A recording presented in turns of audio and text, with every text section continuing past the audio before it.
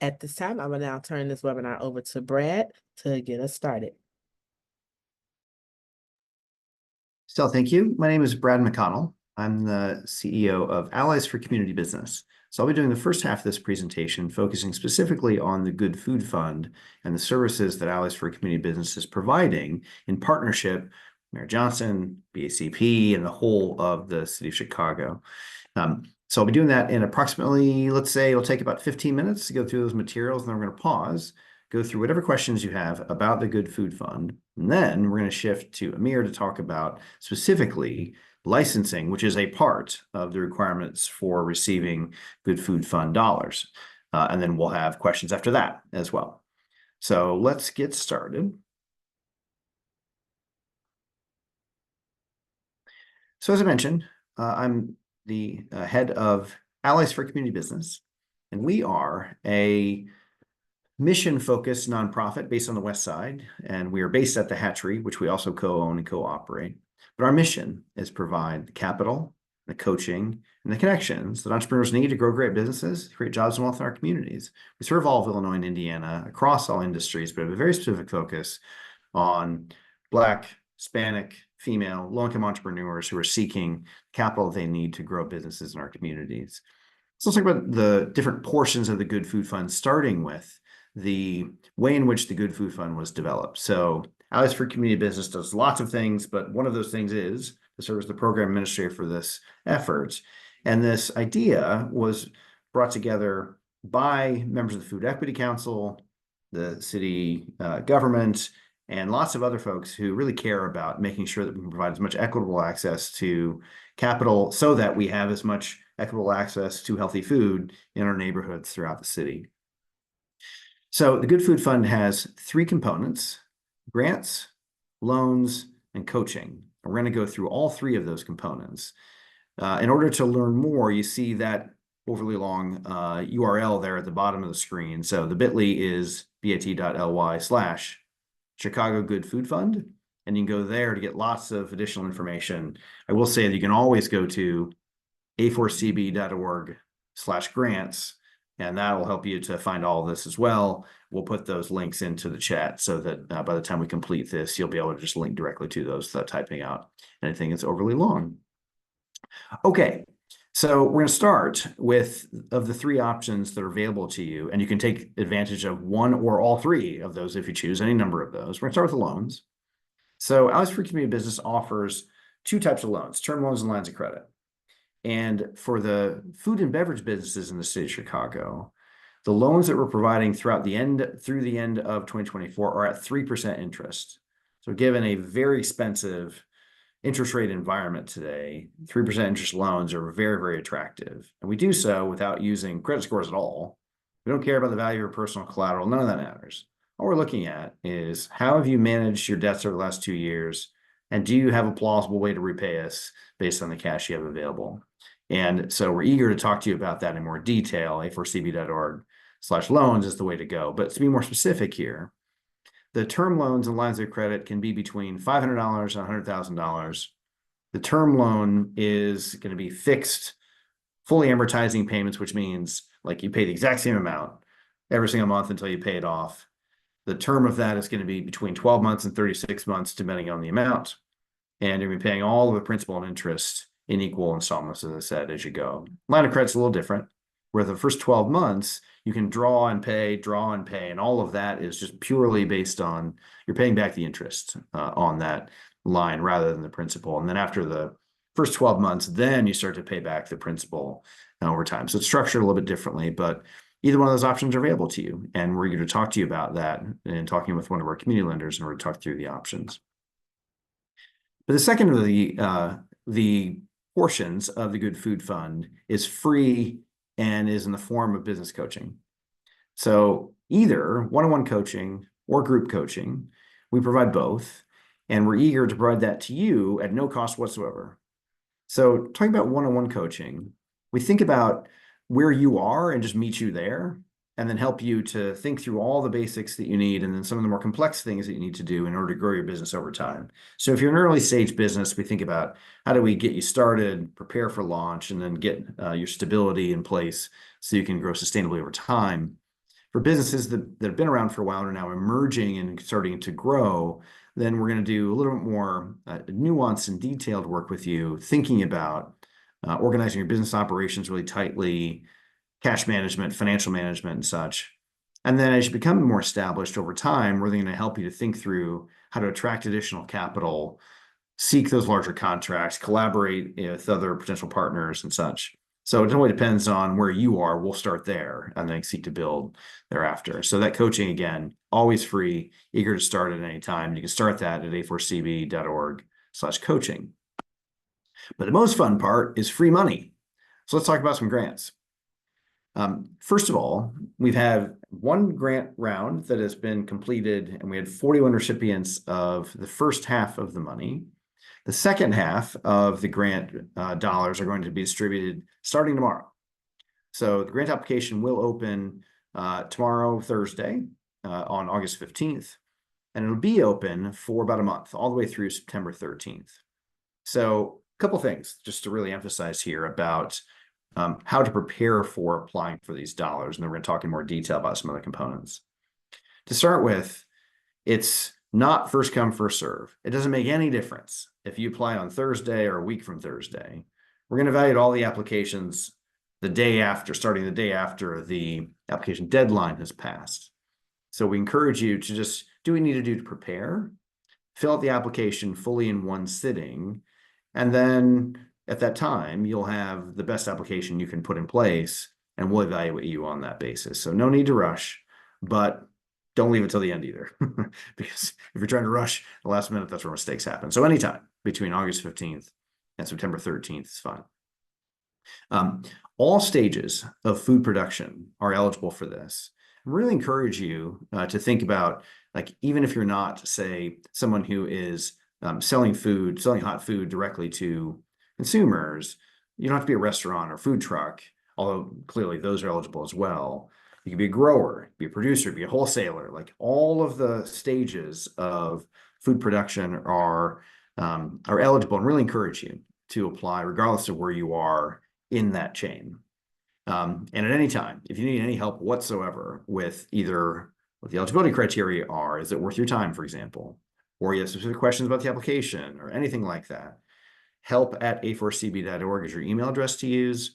And that 872 number is the number to call directly. Those will go directly to the A4CB lead, Janelle, who is going to be focused exclusively on making sure we take care of all the questions that come in related to the grant program, starting tomorrow, all the way through until we do the funds. Our anticipation is that we will seek to make sure that these funds are fully dispersed by the end of this year, and we aspire to have the funds dispersed by Thanksgiving. It'll be tight, but we're going to work really hard to make that happen. So let's talk in more specifics then about how this is going to work. So eligibility. You need to be currently operating a food or beverage business. And if you're in a process of launching your business, you have a fiscal sponsor. In those scenarios, we do have an option in which we will evaluate or sponsor the organization who's incubating you at the time. There's a separate question on that, which we'll get to in just a little bit. But otherwise, currently operating food and beverage business. At the time you receive your funding, you need to have a City of Chicago food and beverage business license, which Amir is going to talk about in more detail. Now, you don't have to have that in order to apply. You do have to have that, however, by the time that you would be eligible to receive the funds. So you got to get moving on that at the same time that you're applying to make sure that you have that license in place in time. You need to have a business bank account, which is good business practice anyway. It has to be segregated from your personal funds, because that is the place in which we would deposit the grant dollars. So we have to have somewhere to put the money. Got to have that done. And then we're going to be looking for a 2023 tax return where you have at least $10,000 in gross revenue.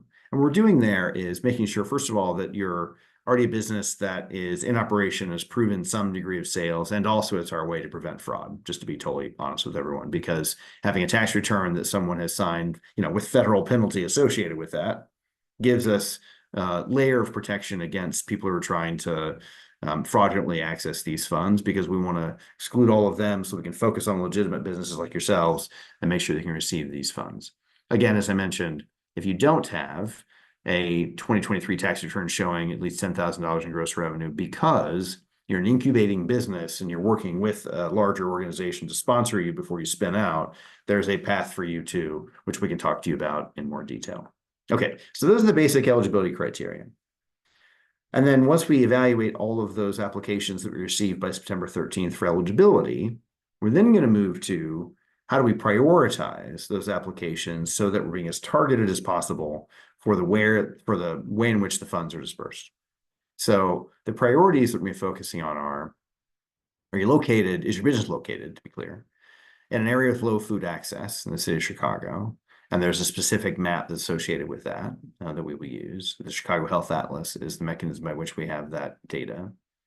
We're looking to fund locally owned and operated rather than national businesses, because we want to make sure that the dollars that we disperse here are circulating locally as much as possible in our communities.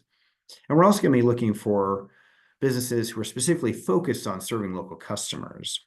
I'll draw a distinction here between food and beverage business, which might be sort of distributing nationally or internationally. We're hoping to be able to serve those who are helping to provide healthy food here. Now, you can do both, no problem, but we do want to make sure that at least there's some emphasis for serving our own communities. So that's generally how we're thinking about the priorities. We can talk about that more in Q&A if you'd like.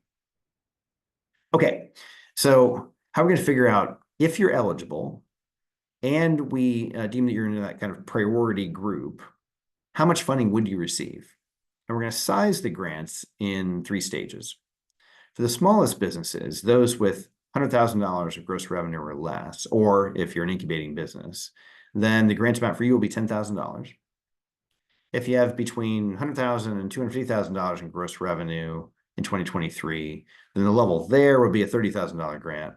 And for a few businesses that have greater than $250,000 in gross revenue, there are businesses that really have growth prospects and are going to create significant wealth and jobs in our communities, then there are up to as many as 5 of those $100,000 grants that we provide at that 3rd tier. So that's how the sizing will work. And again, that for those who participate in the first round, that's different than the way that the first round was constructed. We're listening carefully and learning as we go in order to make sure that we are being as targeted and as equitable as we possibly can with these funds.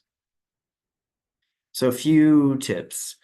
To start with, the questions that you'll be asked to answer are all going to be posted online. And so if you'd like, you can review all of those before you even open up the application. That we highly recommend, because you can think through the documents you need, the answers you're going to provide, so that by the time you sit down with the actual application form, you can just knock the whole thing out pretty quickly. We established this in a way that does not require you to establish a new ID and password. We're trying to keep this as simple as possible for you. But what that means is that you can't start it, get halfway, and then come back later, because there's no ID and password for you to remember. That means you got to get it all done in one sitting. So prepare using the pre-read that you have available to you, or will have available to you tomorrow. And make sure that you're ready, and then you'll sit and get all those answers and documents uploaded. It's really important that your business address that you enter into the application matches what your document suggests your business address is, because we're going to use that to figure out where you're operating. We need to validate that somehow, and so we're going to use your tax returns to do so. You have an option, if you'd like, to fill out the application in Spanish, so feel free to use that. There's a Spanish version of the link that you'll see on that homepage that we showed before. And again, to repeat, we're here to answer any questions at all that you have about the process or the application form itself. And so feel free to use either the email or the phone number that you see here. So finally, I'm just going to give you a few visuals of what you should expect when you launch the application. And again, this will all be available to you before you even get started. So it's going to look like this, and you'll see some information on the left-hand side, which will be persistent. You'll have that throughout as you're filling out the application, inclusive of that email address and that phone number that you can use at any time you'd like. So the questions will be on the right-hand side, and you can get a feel for what some of those are going to be here. Importantly, we're going to ask if you are a business that is incubating and you haven't launched yet. There'll be an additional question here where we're going to be evaluating that fiscal sponsor, that organization that's incubating you. If you answer no here in this question, then you don't have to get into any of this. But just know that if that's your situation, that this is the path for you. And again, we can answer any questions you have about that. So There is going to be a prompt for 50 words or less for you to describe how you plan to use the grant funds. Now, we are not trying to evaluate your quality of writing. This is not a written exam of any sort. All we're trying to do is get a feel for what we're going to use money for. 50-word max, so keep it super simple. But it helps us to think through the post-grant award storytelling, because we want to find really interesting examples of how businesses are using these funds, and this 50-word or less description is going to help us to at least get started in that process. So please think that through in advance. Importantly, these are the documents they're going to need to have handy in order to satisfy all the requirements of the application. So again, the documents will be, you need to have your business license. And again, if you don't have that yet, that's okay. Just have to make sure that you have it by the time we get to November and we're seeking to do the disbursements of funds. Amir will come on and talk about that in a couple minutes. To make sure you have all pages of your 2023 federal tax return, regardless of what form you provided. We got the signature on that federal tax return as you filed it. We're going to collect your most recent business bank account statement so that we can see that this is in fact the account that is already established that we can then deposit grant funds into. And so we'll ask you to provide all pages of that. We need an ID. And so we've got lots of options for the business owner's ID that you're able to upload so we can verify that you are who you say you are. And then if and only if you've got a business address that you're using for your application that does not match whatever's on your 2023 tax return, you've moved your business something, then in that case, we just need some evidence of what that business address is. So if you've got a deed to the property or you have a lease, that'll suffice. You only have to upload that if there's a difference between your address that you provide for us and your tax return. So those are the documents you gotta have handy. And then finally, there's gonna be a series of attestations that we're gonna ask each of the applicants to provide. So just make sure you read these in advance and you can comfortably say yes, yes, yes to all of these before submitting your application in full. Okay, so we're gonna pause here and just go to whatever questions you have that are specific to the Good Food Fund across loans, coaching, and grants. I'll handle those questions, and then after that, move to the second part of the discussion, specifically focused on licensing. So now Stella to come back and prompt me to answer whatever questions have come in via the chat.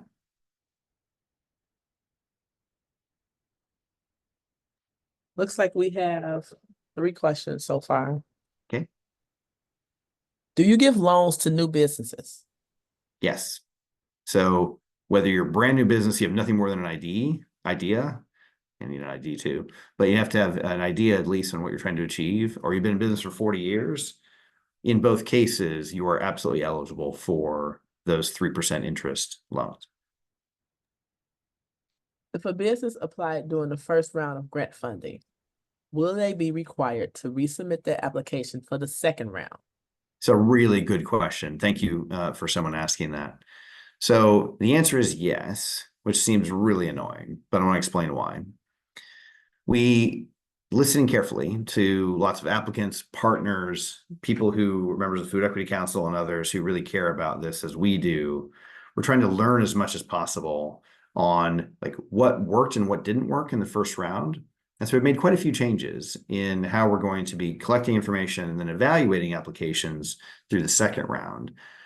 The only downside of that, even though we think that it's pretty significant improvements to what we're trying to achieve and how we're doing so, is we then need to have that new information from the applicants. So you do need to apply, even if you applied in the first round.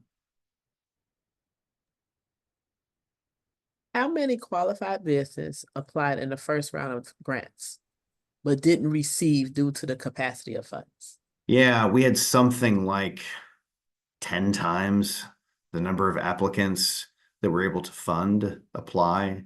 That's a very, very round number, but the program was significantly oversubscribed.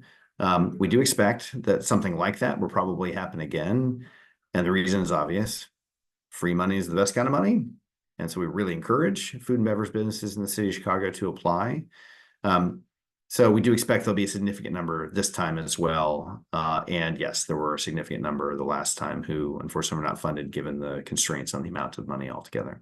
Just to be clear, I don't think I mentioned this before. Our intent is to be able to provide a little more than $2.5 million in grants in this round, because we have $5 million altogether across the two rounds to provide, and we provide a little less than $2.5 million in the first round.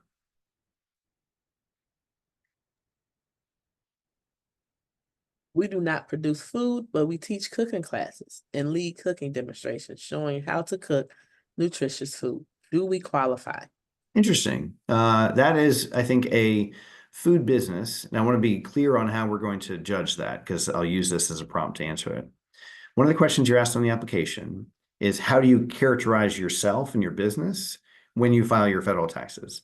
So there's this code called the NAICS code, N-I-N-A-S, that all federal tax returns ask somebody to supply. And so long as you are filing, you're characterizing yourself as a food and beverage business using one of those codes, then that's the means by which we are going to think as broadly as possible about who is eligible for this particular grant. So provided that you characterize yourself at that time as a food and beverage business using one of those classifications, then you are eligible, yes.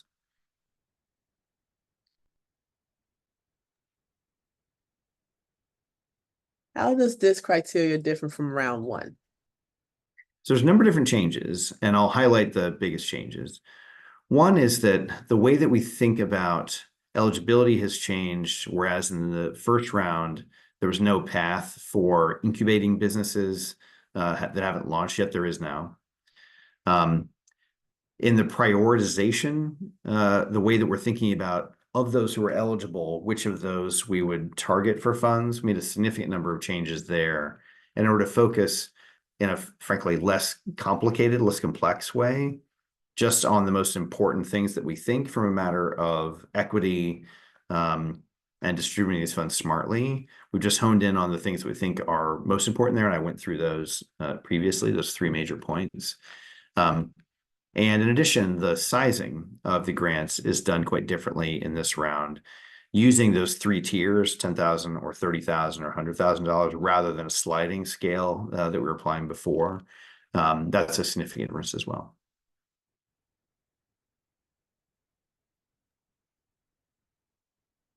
How many businesses can receive funds for tier one and tier two? The tier of the funding is not clear yet. So we know that we have $2.5 million to disperse. We don't know yet is how many of those dollars are going to go to businesses that will receive 10,000 versus businesses that will receive 30,000.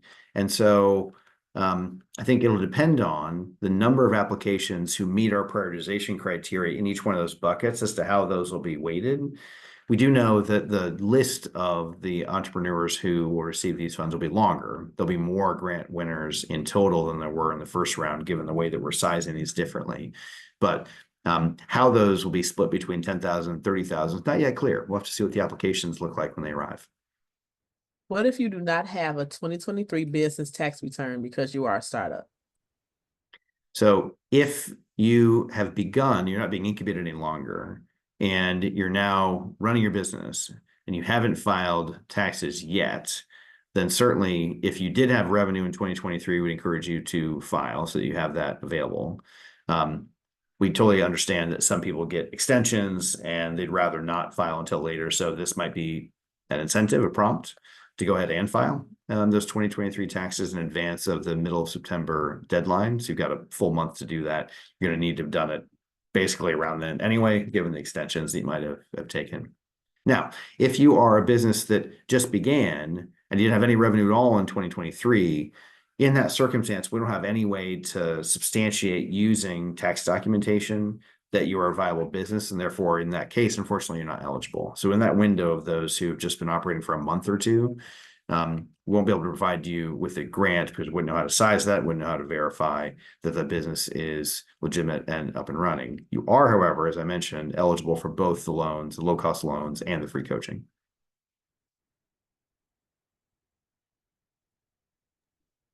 In terms of gross revenue, does that indicate how much you profited in business and or personal taxes? So good question. One, this is going to be business revenue that we're using. Secondly, it's not profit, it's revenue.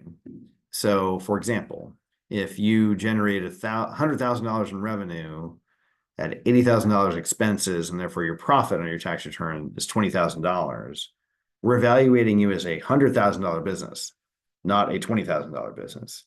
And so really focus on that right at the beginning of the tax return, gross revenues in 2023, that's the number. All the rest of it's irrelevant for this purpose. It's just the gross revenue number, which is your sales, not your profit. That's purely for your business, not personal.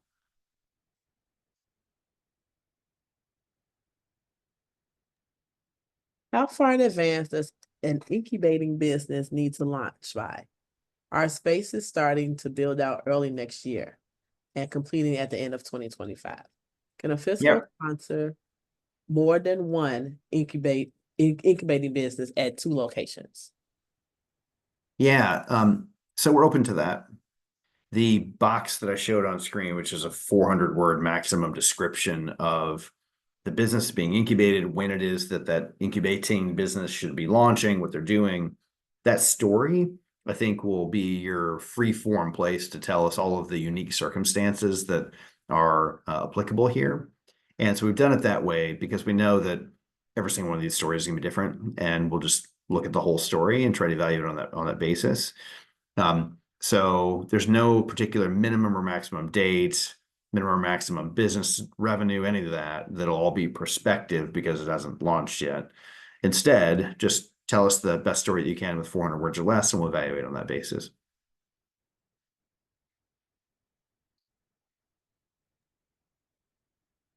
I have a business plan and need a loan or a grant to structure the construction for a breakfast restaurant, but I don't have a license yet either. So step one, make sure that you secure your business license for sure. And in just a minute, Amir is going to talk about the details of that. Need any help at all? A4CB is here to help to make sure that you understand all the basics to get that license. Once you have that, then you'll be eligible for possibly grants, possibly loans, certainly free business coaching. And I think your specifics then are what we will evaluate really carefully and work with you really carefully to try to establish really carefully, and then put yourself in a position to be able to launch and then build a successful business. But start with the license that you require, and then we'll go from there.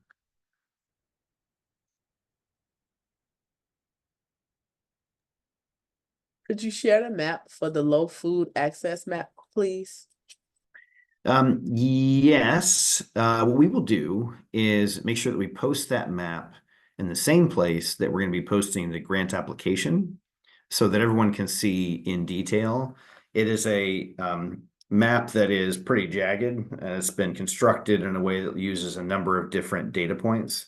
And so doing it on screen here won't mean a whole lot, but when we do the links, you can really dive in and go as granular as you'd like, go down closer and closer to any particular location. Then you'll be able to see in the detail you're interested in which business area, business corridors, which locations are within those kind of priority areas and which are outside of it.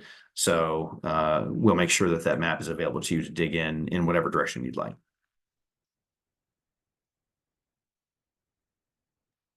You have a lot of questions, Brad. No problem. What if the 2023 tax return is less than 10K? In that Will I be case, eligible for a grant money?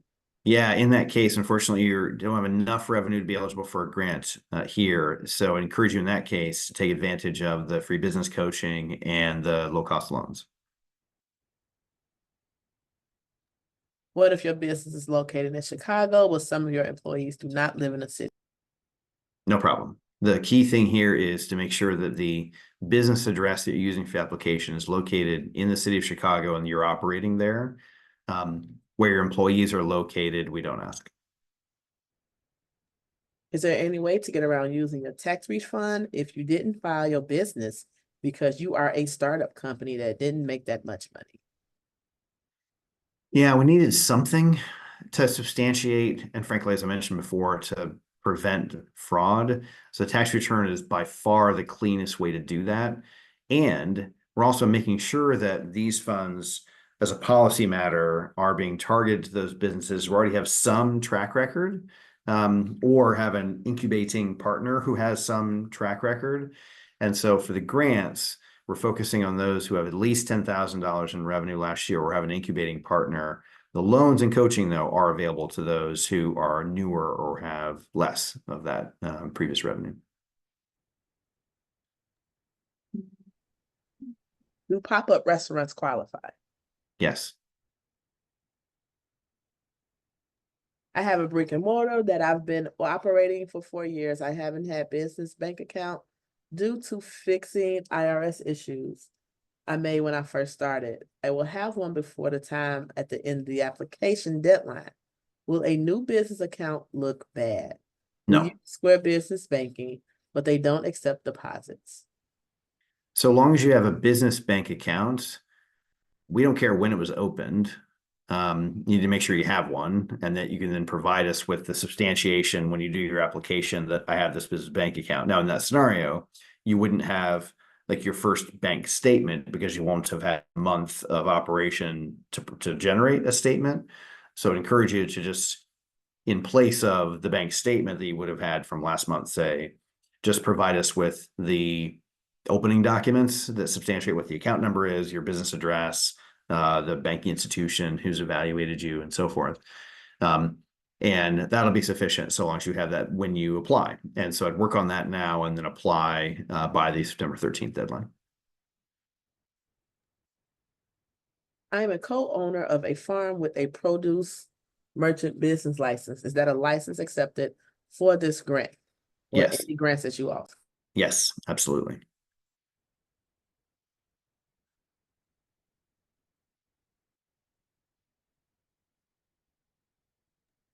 What sort of score for food accessibility is the average for business receiving grants?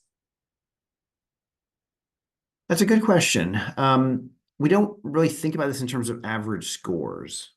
So there's not like a composite number that we use to calculate everything up, and then you got to have a number that's like higher or lower than that. Instead, what we're doing is looking at a number of different criteria and then trying to make sure that we're balancing those criteria in a way that has the distribution, the equity effects that we seek. So, so there's no like minimum score that we've predetermined that everyone must exceed in order to then be eligible in those sort of priority buckets. And instead, we're going to be evaluating the whole of the population that we receive and all the applications, sort of lining them up in priority order of sorts based on all the criteria that we have. And then we'll just start at the top with the sort of highest priority and then just keep going until the money is fully expended. So where that ends up in sort of quote scoring terms is not clear yet because we don't know how far down we'll get into that list. But we're hoping to be as kind of nimble, flexible as we can be in order to make sure that we're getting as far down as we can into that list until we expend the funds in full. Does the free coaching help with starting a business or helping you to get a business off the ground? Absolutely, yes, to both. And I think you can think about this free business coaching as really at any stage of your business journey where you just got an idea and nothing else. You want to talk to somebody about like, where do I start? We can do that. If you're further along and you have an idea, you've got some structure, you've been maybe drafting a business plan, but need some help kind of making sure that that all comes together, need to know like, what should I be thinking about related to insurance and licensing and segregated finances, whatever it might be. Wherever you are, that's where we'll start the conversation, and then we'll take it in whatever direction that you and your business coach thinks makes the most sense. So in any scenario that you're in related to the growth of your business, we'll be there for you.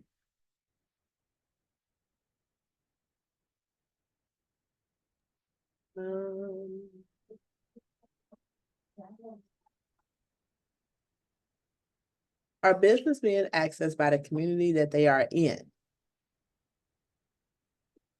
terms of the health atlas? Yes. So the way that the Health Atlas map is constructed, and again, we'll put the link to that on the same place where the application is found. What you'll see is that there's a map that shows you the different areas that are characterized as low food access.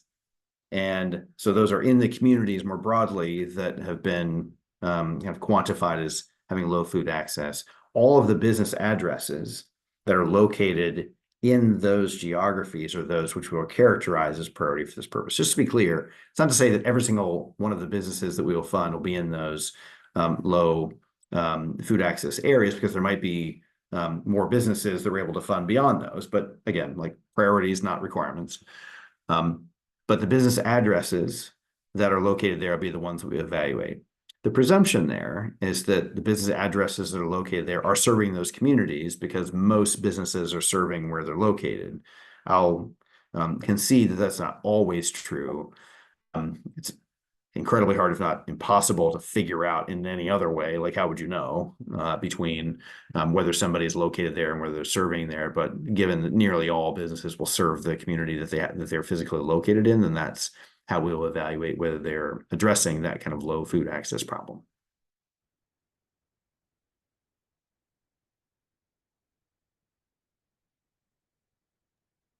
What if your address is currently your home address? I'm attached to a hatchery, but I'm in Bronzeville. I just submitted a MOU for the location in Bronzeville. Can I still use my home address, or should I use the hatchery address because I am attached to them? Good question. I think first, if your business address is your home address and your tax returns have substantiated that, then that is an option for you. You can just put in an application using that home address as your business address. If you choose instead to describe to us for review that you have a business address which does not match where you would have filed your tax returns, say if you were filing as an individual with a Schedule C, then in the application where you just describe that to us and tell us why. And then in that case, provide us with, say, the letter of intent in the Bronzeville location, or the relationship document at the hatchery, whatever it might be, that substantiates the fact that you are operating not at the business address, but elsewhere. And we'll use that supporting documentation that you provide, along with the description as to how we should think about that supporting documentation, as part of the evaluation of the application.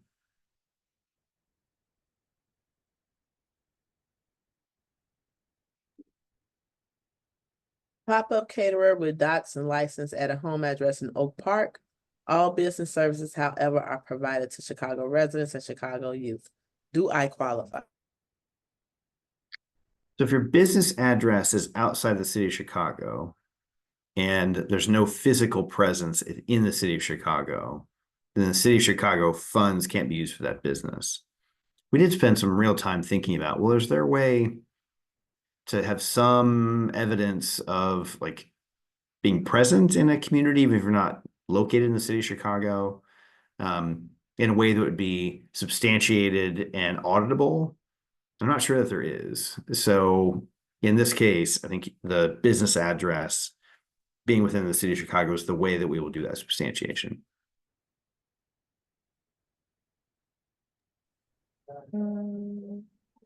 I filed taxes for the past 3 years, but at a loss with no revenue. Building a CPG business is not cheap. I just received my shared kitchen license, and I'm moving production to the hatchery. What, if any, is my path to a grant? How do you define the relationship of an incubating partner? So if you filed a return in 2023 and you had revenues of greater than $10,000, it doesn't make any difference if your expenses were twice as big as that and you suffered a loss for the year. That's fine. You're still eligible. All you have to show on your tax return is that you at least generated sales of at least $10,000. The size of your loss doesn't make any difference for the purpose of eligibility for the program. Totally get that in a lot of cases, you're going to have to make investments, suffer losses in the beginning in order to build towards a more profitable future. And so you are eligible for the grant if that's the case for you, so long as you have not profits, revenues of at least $10,000 in 2023. This is a follow-up for the person with the business bank account. I do have a Square business bank account that does not accept deposits. Can I use that statement with the new business bank account? Is it a Sorry. business account that it just doesn't take deposits? So we need to have a business bank account that allows us to put the grant money into it. So Square won't work for that purpose for the exact reason that you just described. So we need a business bank account that does accept deposits as part of your application. Otherwise, we wouldn't know where to put the money.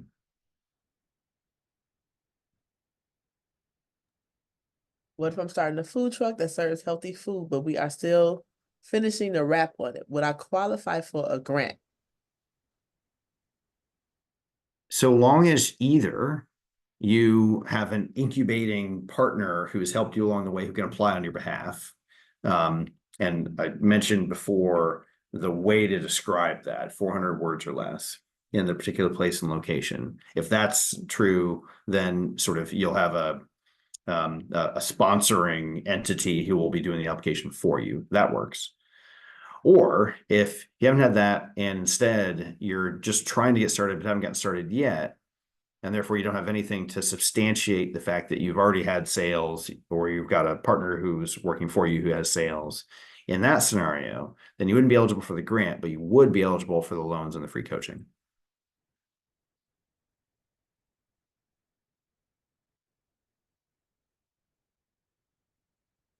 Do grocery retailers qualify? Yes, absolutely.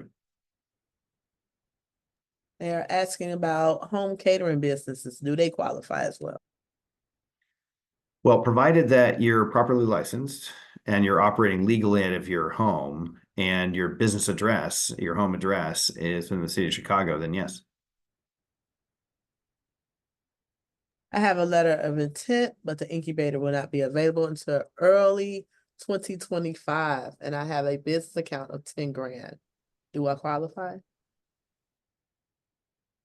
So depending on where your existing business is located, if you're not moving into an incubator and haven't moved into that yet, so set that aside. It's where you're generating your 10,000 or more of sales in 2023. That'll be the key question here. And if that business address is in the city of Chicago, then yes. This is one of the last questions for now in the chat. Can startup expenses in advance of revenues be used to supplement the legitimacy of the business? So we're not looking at expenses at all because we totally get that a lot of businesses at the startup stage have to incur a lot of expenses. We're looking at the revenues. And so provided that you've got the 2023 revenues of at least $10,000, even if your expenses were much, much higher than that, that's fine. We're not looking at net profit. We're looking at gross revenues. So if those sales are greater than $10,000 in 2023 and that's substantiated in your tax return, then you are eligible for the grant on that basis. Brad, I see we have some additional questions in the Q&A box. Do you Okay. want Amir to go ahead and then we can come back to these questions? Good question. Why don't we time box this and say we'll do just 3 more minutes of questions here, see if we can knock all those out, and then we're going to move over to Amir for the remainder. And I want to make sure that we kind of cut that halfway because that'll give Amir just as much time. So let's say, yeah, 3 more minutes, and then we'll pause on those, knowing that anybody can ask any question at any time of the email address and the phone number, which we've shown several times, and we'll make sure are also included in the chat before we conclude. So let's do just a couple more, and then we'll shift over to Amir. Okay. Can I apply for a grant or loan while applying for my business license? Yes. Make sure that you apply for your business license first because you have to have that in time to receive the grant amount. But you absolutely can apply for both at the same time, all 3 at the same time. Can 2 or 3 established small restaurant business with the same initiative work collectively to apply for the grant? You need 1 lead applicant who will be the person who would be the recipient of the funds. And we need somebody who has the business tax return to evaluate at that address. That applicant absolutely can distribute those funds amongst partners if they wish, if they receive it, but we need somebody to evaluate uniquely. Will this information be available anywhere after this? Yes, you can watch our YouTube channel, go to Chicago youtube.com/Chicago BACP. That is our YouTube page. You can watch today's webinar and past webinars on our YouTube page. Can a national branded restaurant that is locally owned apply for the grant as they are able to do in the first round? Yes.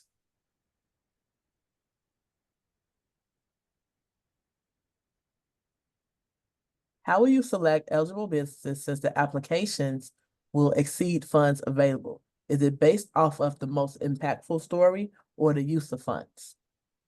It'll be based on those priority criteria that we mentioned before primarily. And so location, the type of food business that you have and so forth. And so that's how we'll do the sorting.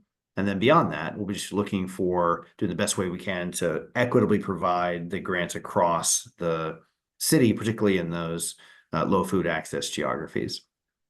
It seems like this one is intended for local businesses, but I see 2 Subway locations receive funding in the first round. Are national brand franchises eligible for the second round as well? They are eligible. We are putting a heavier emphasis on locally owned businesses in the second round, but national chains that are locally owned, this is a really important point, that are locally owned and operated in our communities, they are still eligible in the second round, yes.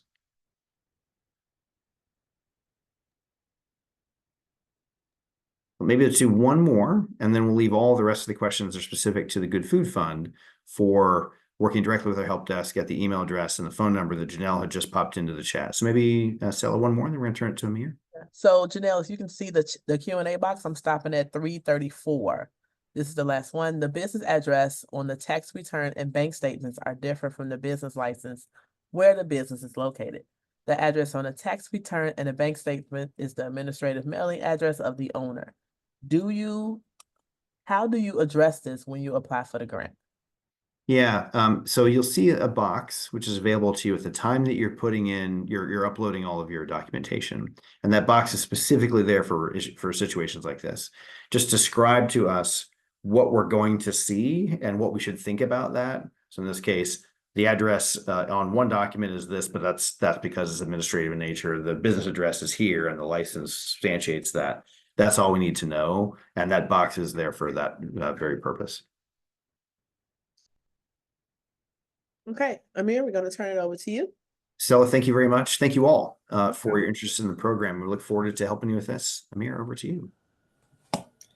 Thank you, Brad, and good afternoon, everyone. My name is Amir Aviles. I am a business consultant supervisor for the Department of Business Affairs and Consumer Protection. As brought out earlier, there will be brief time for questions at the end of the presentation. So if you want to go ahead and use the chat function, you may do so. The purpose of today is to help ensure you are compliant at city level for grant eligibility. As mentioned, having a valid City of Chicago license is needed for the Good Food Fund program and is also required from most food businesses operating within city limits. Some of you may have a valid license, while others may not. So I will provide the necessary insight so you can check if you have a valid license by going over some of the most common food license types we issue, along with how you can renew or retrieve your license. And if you don't have a license, I will also give a brief overview of how to obtain one. So without further ado, let's now talk about some of the most common food license types that get issued.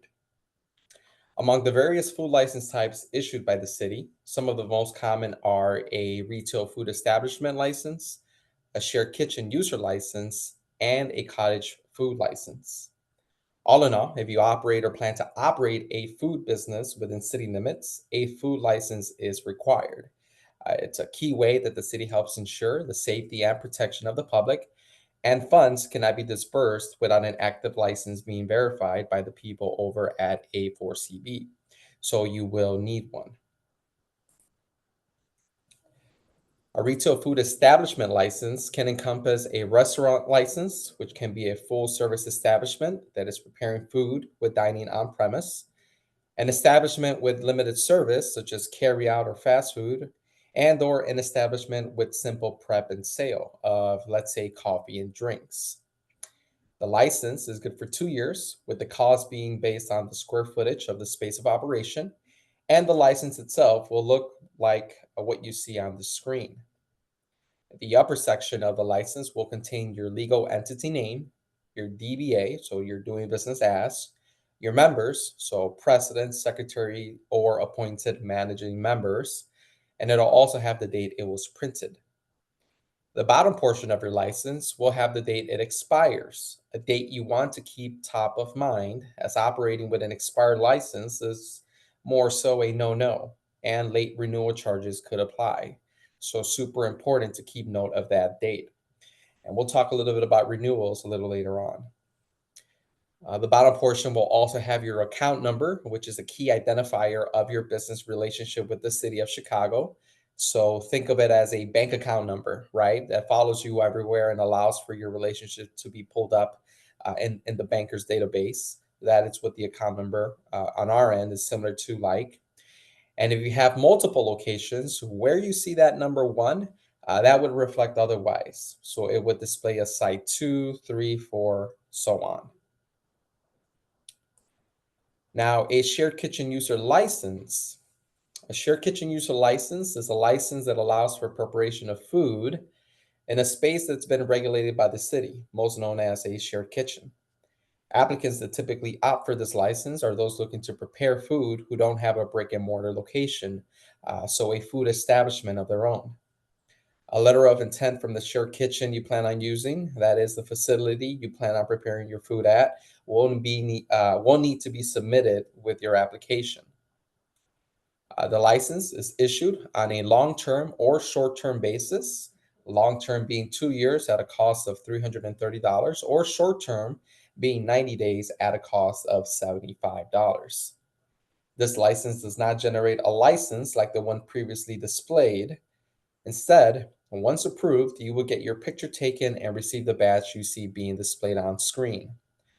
The front of the badge will have your term selection. So towards the top, it'll either say long-term or short-term. It'll also have your picture. It'll contain your license number, the issue and expiration date. The back of your badge will have your account number, which again is the key identifier of your business relationship here at the city. And finally, we have our cottage food operations registration, which is issued by the Department of Public Health. This registration allows a limited, and I stress again, a limited list of foods to be made in home kitchens to be sold directly to consumers. It does not allow these homemade products to be sold in any type of retail food establishment. Retail food establishments include, but are not limited to, retail stores, grocery stores, and restaurants. Upon approval, the letter you see displayed is what one would receive. Now, do make note that the application process for this registration is all via email. For more information, please visit the Application for Cottage Food Operations registration site via chicago.gov. Let's now talk renewals and license retrievals. If you have a license and are in need of a renewal, such process can be done in person by coming down to City Hall, room 805, between the hours of 8:30 a.m. and 4:30 p.m., or online via chicago.gov/businessdirect. If you've never accessed your account online, you will be prompted to register. And if you happen to come across any issues through any part of that process, please shoot us an email at businesslicense@cityofchicago.org for assistance. If you happen to have misplaced your license, reprints are handled in person at City Hall, room 805, between the hours of 8:30 and 4:30. And do note that reprints do carry a charge of $25. Now, if you've never obtained a food license with the City of Chicago and need to, you will want to obtain your Food Service Protection Manager certificate. This certification is a common requirement for all 3 types of licenses discussed. For more information on how to obtain, please shoot us an email at businesslicense@cityofchicago.org. And for reference, this is what the certificate would look like. This is just an example. Once obtained, then it's go time, right? Really, first thing first, you need to decide whether you are applying as a sole proprietor or a legal entity. And by legal entity, we mean a corporation or an LLC, that being a limited liability company, to name a few, which is all done at state level. Next, what's the activity of your business, right? So you need to determine what are you going to be selling as a service or product. In this case, it'll more than likely be food. But you need to be able to clearly define this to us so that we can help determine what license type you fall under, right? Is it going to be a retail establishment, a wholesale, a cottage food, etc.? Once that is in order and you are at your consultation, we will submit your application, and the stage to follow will be a zoning review. So if you're looking to operate your business out of a brick and mortar location, a zoning review will be required to determine whether that business falls under the zoning map of Chicago. For that reason, prior to signing a lease or making a payment for the site or the business location, please check with us to see whether the address you are looking to conduct your business meets zoning standards. Once zoning is good and payment for the license has been made, if there are any inspections required, payment of license will initiate that process. So once you pay for your license, it'll kick off the necessary inspections. Once all standards have been satisfied for license issuance, then your license will be issued. We can either send it via U.S. mail to your business location, or we can work out a pickup arrangement with you. However, if you are applying for a shared kitchen user, remember that you get a badge, and so that you'll need to retrieve here in person at City Hall. And I'll touch on each of these points again here shortly. So, are we going to apply in person or online? If you're applying in person, this is just a breakdown of what you can expect. At arrival, you will see a consultant at the front desk, and you'll provide them the reason for your visit. Based on that insight, you will then be provided a pre-application to complete, also known as a business information sheet. And these can be found as online at chicago.gov as well. And then they'll also provide you a ticket so that you're in the queue to meet with a business consultant. If you choose to apply online via our Chicago Business Direct site, you will be prompted to register so that a user profile can be created. Customer will register to create a user profile. Note that only one user profile is allowed per person. You will need to complete an email and photo ID verification to access licensed services online. From there, you will be able to then start the application process online. Do note that when applying online for a license, there is a $25 deposit requirement, which gets applied towards the total cost of your business license once completed.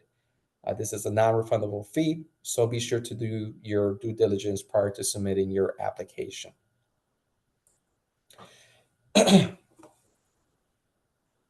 So,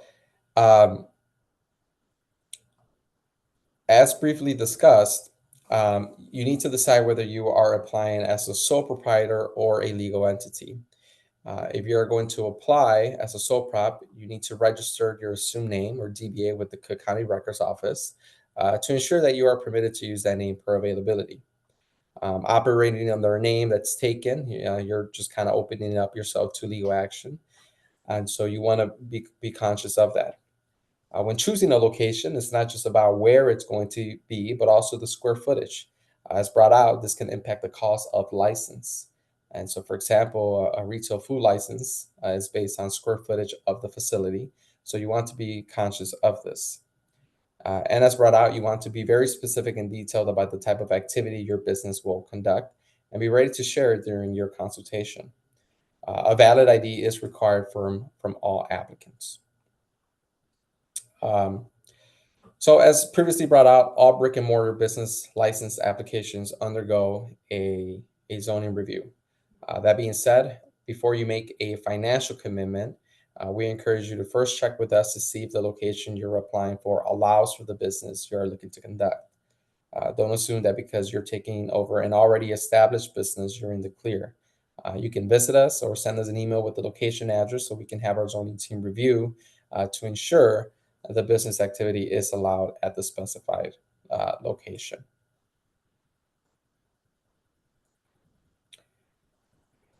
Once your application has been submitted and approved with zoning, you will then head over to the cashier window and make payment. If the license type requires inspections, payment will kick them off and your application will undergo that process. If it doesn't, chances are your license will be issued and printed the day of. However, as we're dealing with food, most of the license applications, because they are um, regulated a little bit heavier than most license types, will require a inspection.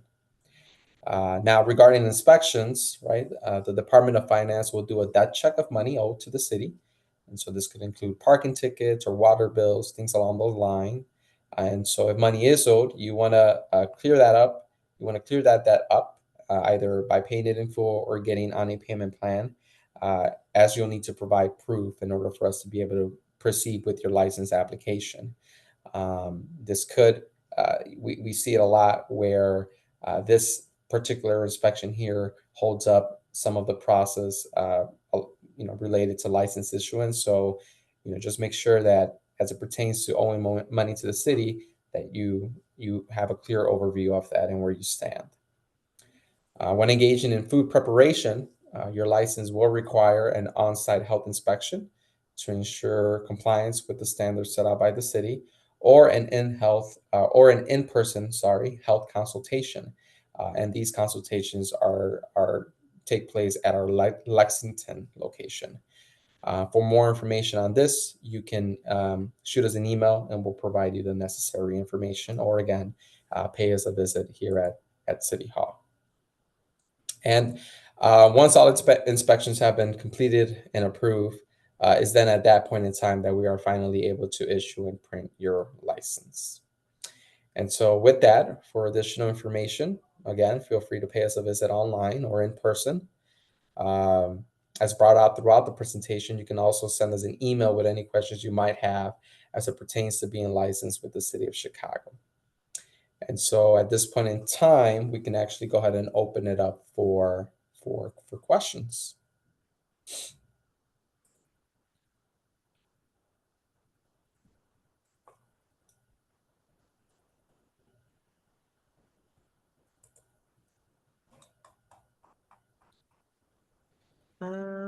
I applied for a business license. I applied online for a business license, but my application was never approved. It shows my application number and that it was submitted and paid for, but I never received my license. What's my next steps? Great question. If that is the case, I would encourage you to shoot us an email at businesslicense@cityofchicago.org. By providing us, something as simple as your address, we'll be able to pull up the application and take a deep dive into your application, the status of it. However, if you want to pay us a visit, you can also do that. For the most part, if you send us an email, we're readily available to respond, and so you'll have an answer or a response in as quick as 24 hours.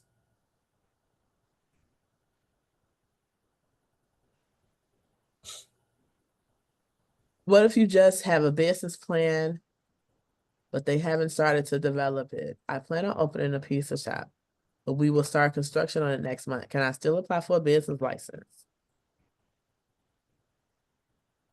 Yes, yeah. I mean, the only thing that will stop license issuance is the inspection, right? Because obviously they have to go out and inspect your location, make sure that um, you're meeting all the requirements from a health standpoint. But you can definitely come into City Hall or online and start the application process. Um, and if you come in person, it's a little bit more personal. You'll sit down with a consultant.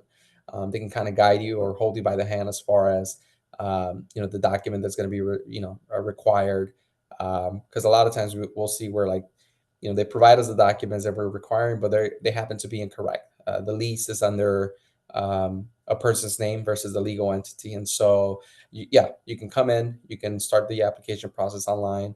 We'll just ask for preliminary information, square footage, number of employees, and the type of activity that you plan on engaging in. We won't issue it until, again, you're ready and your inspection passes.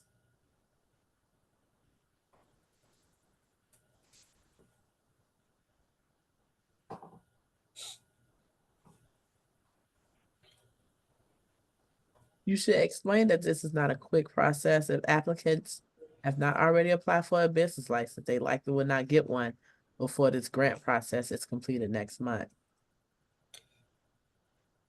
So in person will definitely be the route to go. If you submit your application online, we're not able to pinpoint specifically food applications, and so we're not in the business of expediting that. And so if you are looking to attain your license, the best course of action would be for you to come in person, where we'll more than likely submit your application, get you started, give you insight as to what required documentation we'll need, or where you can go to attain it. So in person would definitely be the route to go.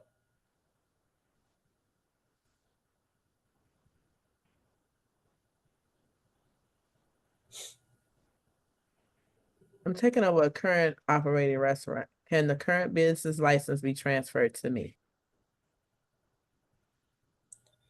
If you're assuming the entire operation of that business, meaning you're taking over the legal entity, the change has to be made at state level, then what we can do is we can do a change of officer application to where the specific license that you have doesn't get transferred to you, but we add you and we remove the previous owner, and now that business is under the operation of your name. So a change of officer application is what we would do for you.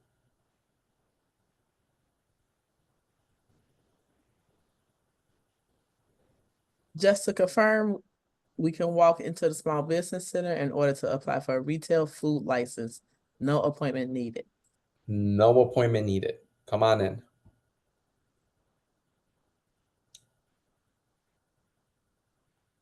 And then I also forgot to mention, but you can actually check our walk-in wait times at chicago.gov/business licensing. And so if you plan on visiting us, that'll give you an idea of how long the wait times are.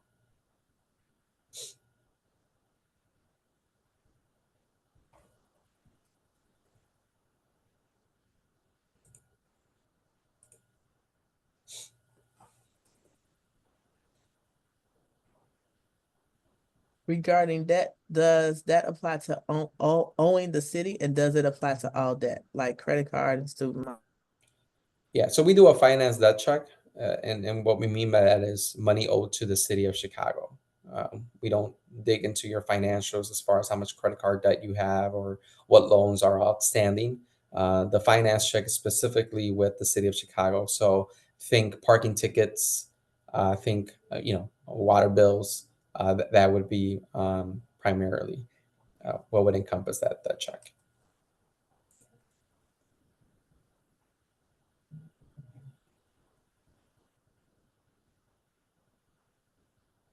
How long for an expired food retail establishment before you can apply for a new license? So most licenses expire within 2 years.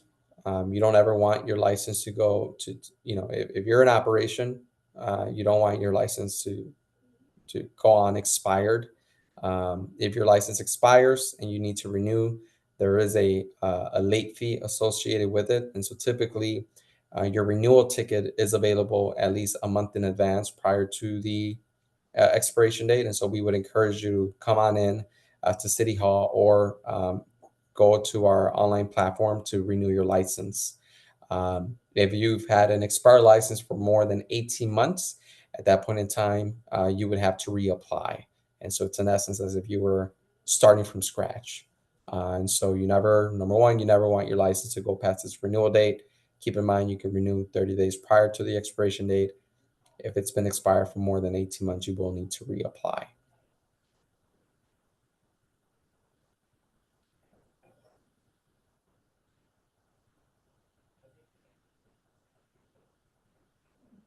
I have a retail sales of general merchandise, non-perishable food license. Does this count, or do I need another license before That- 9/24? Yeah, that wouldn't count. You would need to obtain a food license. That's more so just retail sales. Food would be like the preparation of food. right? What you have is perishable items, meaning items that could perish on the shelf.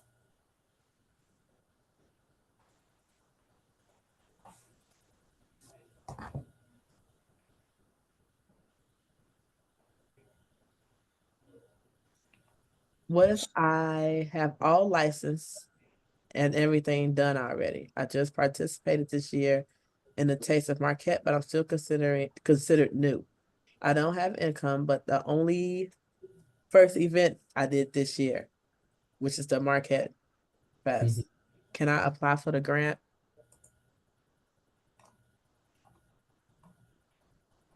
That would be a question more for the folks over at A4CB. So what I would do is I would just route that question. I would shoot them an email with that question so they can provide you the proper response.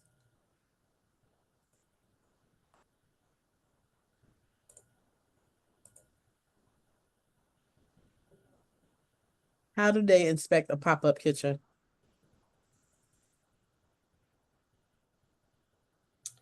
So we, in regards to pop-ups, the host of the pop-up would have to have a license. And so wherever you plan on popping up at, uh, the host, meaning the person that owns that establishment, would have needed to have taken out a retail food license with the city of Chicago. If they don't have a retail food license, in essence, you shouldn't be popping up. And so when they apply, that's how we regulate that space.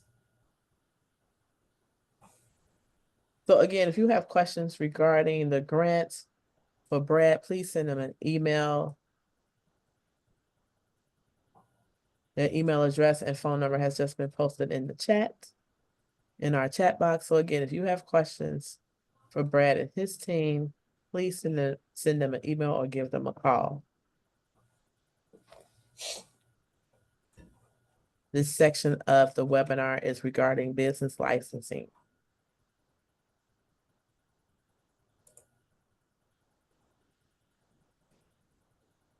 I would like to take it over under a different name. Can I still transfer over the business license?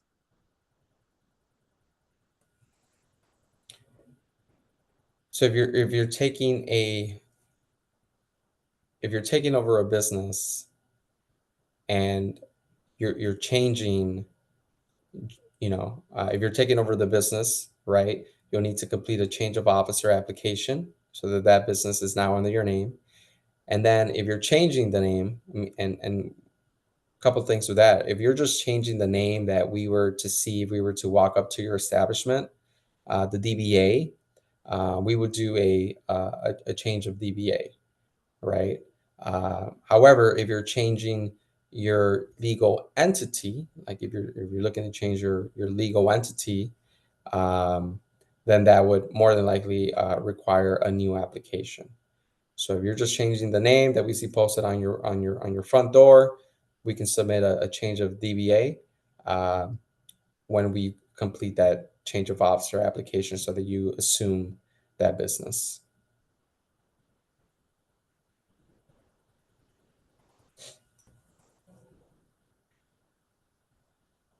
What license can the business working with a fiscal sponsor get in advance of completed build out to receive grant funds?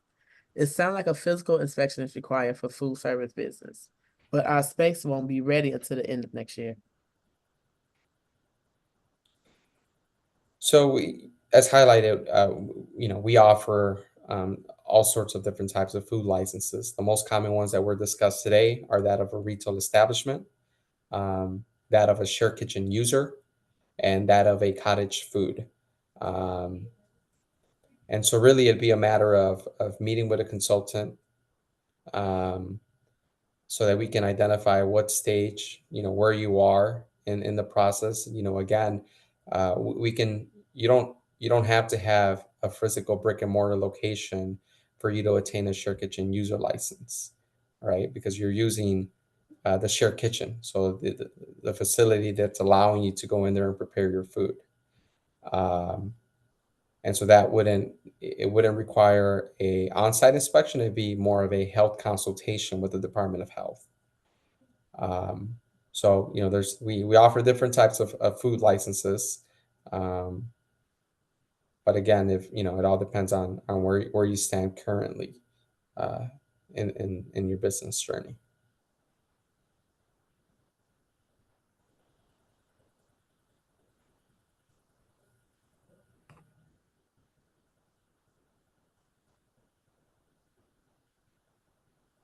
Amir, you have a complaint here. Do you want them to email you? Yeah, have them shoot us an email over at businesslicense@cityofchicago.org, and I'll personally respond to that. Can you repeat that email one more time? Yep. It's going to be businesslicense@cityofchicago.org. Next question, can you extend your shared kitchen license after 3 months? You would have to come in and reapply.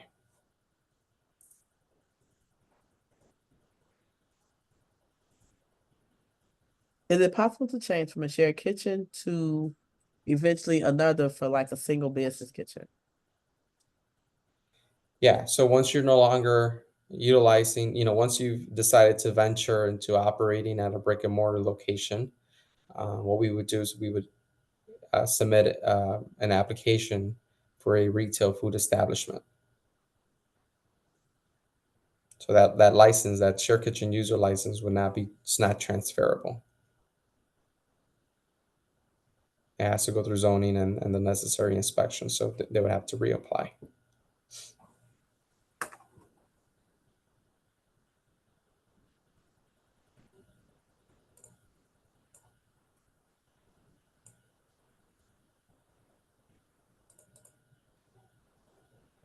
Look like this will be our last question. Can a pop-up kitchen get a license? And how does a pop-up kitchen get an inspection? Yeah, if you're the host, so if you are the facilitator of that space that's going to be hosting the pop-ups, you would have to come in and apply for that license. And once we enter the license, it'll trigger the inspections the moment you make payment. And so that's when someone from the Department of Health will go out and inspect your site. And again, this is if you are looking to be the host of a pop-up operation, right?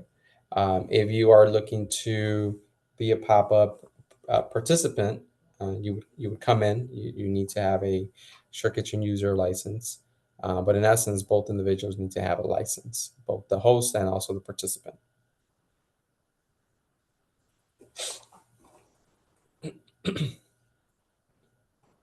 Feel like we don't have any more questions. Perfect. Sounds good. Well, I Wait, think we have everyone one more. joined. Do food trucks have to get inspected? Food trucks do have to get inspected by the Department of Health. Yeah. Before a license can get issued, that vehicle needs to get inspected. Well, thank you for attending. If you are part of the BACP Entrepreneur Certificate Program, you will automatically receive credit for today's webinar. To learn more about our certificate program, please visit chicago.gov/BACP certificate. That's chicago.gov/BACP certificate. To learn more about our upcoming webinars, please visit chicago.gov/BACP webinars. Again, that's chicago.gov/BACP webinars. Again, this webinar was recorded and will be on our YouTube channel at youtube.com/Chicago BACP. Thank you and enjoy the rest of your evening.